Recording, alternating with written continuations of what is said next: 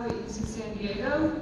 So today I'll be telling you guys about our work as non-evolutionary biologists, but using evolution as a tool in the laboratory for drug discovery and development against the human malaria parasite.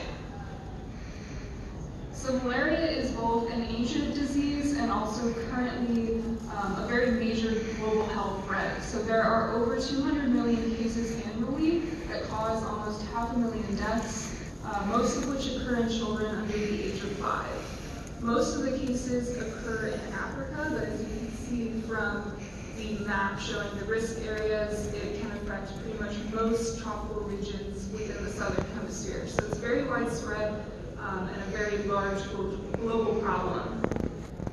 So I thought I'd also include this little side note that the human malaria parasite has had a major effect evolutionarily on the human genome itself.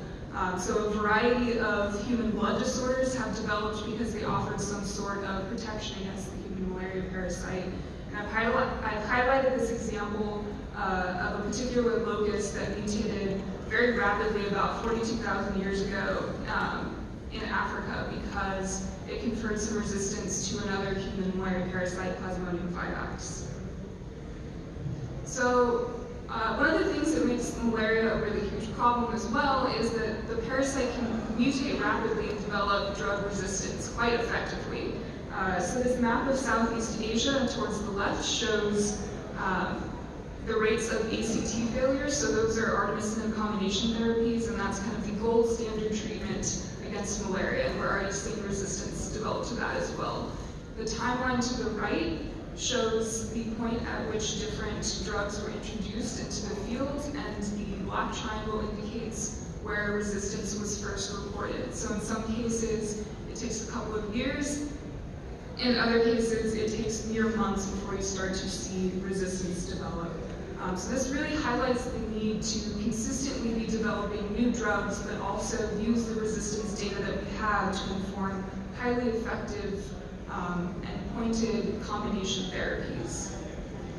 So one effort in our lab to identify new drugs is through high-throughput phenotypic screening against multiple life stages of a parasite. So the parasite life cycle is fairly complicated, and there's multiple points that you can target. So I'll go through that very briefly. So the infection starts when a female Anopheles mosquito injects sporozoites into the bloodstream while taking a blood meal. These sporozoites travel to the liver cells, initiating this liver stage of the infection, which lasts for about a week and is completely asymptomatic. There's a really low parasite count, so you can imagine if we targeted the liver stage and we have assays to identify molecules that do, this would have a chemoprotective effect. And you could actually massively administer drugs that target the liver stage as sort of the chemical vaccine to protect people before they ever actually get symptoms. So we really focus on the liver stage in our lab. But once this life stage is over, the parasites rupture from the hepatocytes and infect the blood cells in the human, triggering the asexual blood stage cycle, which is where you start to get the symptoms and massive proliferation of the parasite. So most drug discovery campaigns have focused traditionally on this stage because it's easier to screen in, but again, you already have robust proliferation of the parasite and symptoms, and a greater propensity to develop resistance because there just are more genomes for the drugs to act on. So a small portion of these asexual blood stage parasites will commit to sexual development called gametocytes. These will kind of just float around in the bloodstream until a new mosquito comes along and takes a blood meal, and then thus completes the life cycle, and it can go transmit the parasite to other people. So you can imagine if we had a compound that targeted the gametocytes, that you would essentially have a transmission blocker. So we have assays to screen for all 3 stages, but again, I must emphasize these are phenotypic screens, and they identify molecules that kill the parasite, but we don't know how, because the readout is just parasite death or survival. So the question there then is, how do these compounds work? What is their mechanism of action? Because if you're going to develop an effective therapy, you really need to know how it's working. So that's where evolution comes into our lab. We've developed this method that we've termed in vitro evolution and whole genome analysis to identify the targets of these molecules.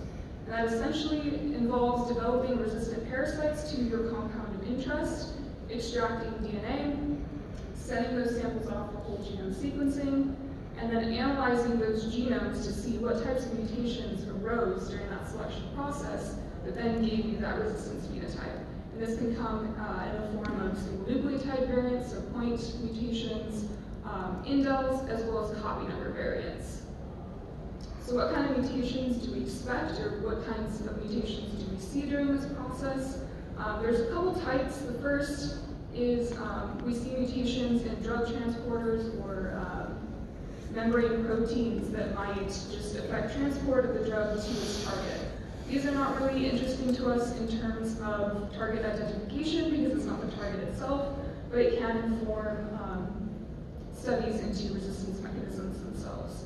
The far more interesting mutations for us are these mutations that arise in the target protein itself, often in the active site or another binding region, that would lead to impaired inhibitor binding, which then translates to getting your resistance phenotype. So a little more background on the generation of those resistance parasites themselves. There are a couple different ways people can do this, but they generally just involve culturing the parasite over usually a long term in the presence of the compound. So you can either do a gradual ramp up over time, or you can hit with a really high concentration, kill basically everything off, and hope that one of your parasites in the population had a resistance mutation to select on. So we know that our selection is successful when we see a characteristic rightward shift in our dose response curves, which indicates that a higher amount of drug was needed to have the same level of inhibition. And we get about a 50% success rate for compounds to develop resistance in the parasite. So my work really centers on the in-house bioinformatics pipeline that we developed to analyze the sequence data that follows most of the GATK recommended practices to identify SNPs and indels, but we also have a copy number variant detection algorithm that is coverage-based, so looking at the coverage over gene intervals to identify which ones may be differentially covered. And this is all made possible by the fact that we have a lovely supercomputer on campus in which we can parallelize this workflow and just get a lot of analysis done, because you would not be able to do this on your desktop computer. So let's take a look at a single example of determining our resistance mutation for a selection. So we have this compound that is a dual-stage inhibitor. It has both activity in the nanomolar levels in the asexual blood stage, as well as in the liver, but without showing toxicity to the human liver cells. So we developed, or had 3 tissue culture flasks, and we had 3 resistant clones from each. When we performed the whole genome sequencing analysis, we found that in the first flask, there was this phenylalanine 188 substitution in the dihydroorotate dehydrogenase enzyme, which is a component of the mitochondrial electron transport chain, which is essential for pegylated biosynthesis in the parasite. So we saw this mutation, and when you look at the modeling of this DHOD enzyme that was developed with another known DHOD inhibitor, you can see that that residue is located fairly closely to where that compound binded. So it's lends some evidence that this is what our resistance mutation is. So going into the other 2 flasks, we found that there's actually a copy number variant. So what you're looking at is the heat map of these log transformed coverage values, where in the yellow you see the amplification itself. And you may be asking yourself, well, there is this one example here in class 2 that had neither a SNP nor the amplification, and when you go back and look at the resistance data, it turned out that that was not a resistant clone. It had reverted to the wild type, and that just showed us really good evidence that this was the mutation that was causing resistance, and that that was the target of this molecule. So with that in mind, we've developed kind of an entire consortium around this drug discovery and target identification pipeline directed by my PI Elizabeth and our program manager Sabina, which basically aims to take these high-throughput phenotypic screening hits into the lab to identify targets. We've since added collaborators from academia as well as industry and nonprofit sectors. And it's just this really great collaboration in which we have many resources and assays available to us to just really validate these findings and take it hopefully into a successful stage of getting more drugs into the clinic and into the field to combat malaria. And this is all made possible through the Bill and Melinda Gates Foundation, who are heavy funders of a lot of malaria research, and it would not be possible without them. So over the years, we've developed this really extensive database that seeks to characterize this malaria resistance. So all these resistance mutations that are either resistance mechanisms or mutations in the target themselves. It's just a really large-scale effort.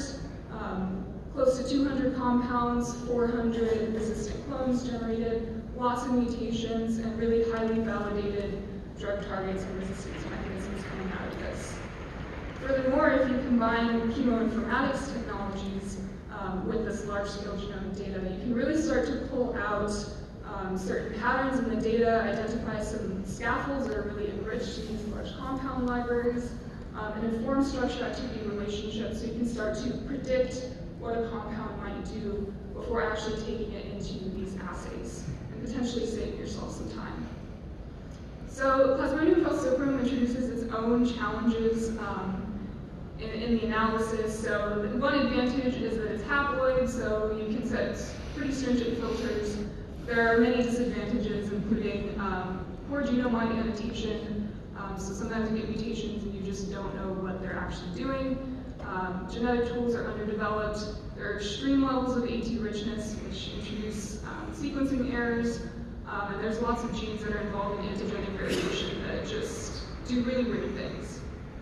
So we've also used this method in Saccharomyces cerevisiae. We're about to publish our data from some really extensive work there with anti-cancer compounds, anti-malarial compounds, antifungals.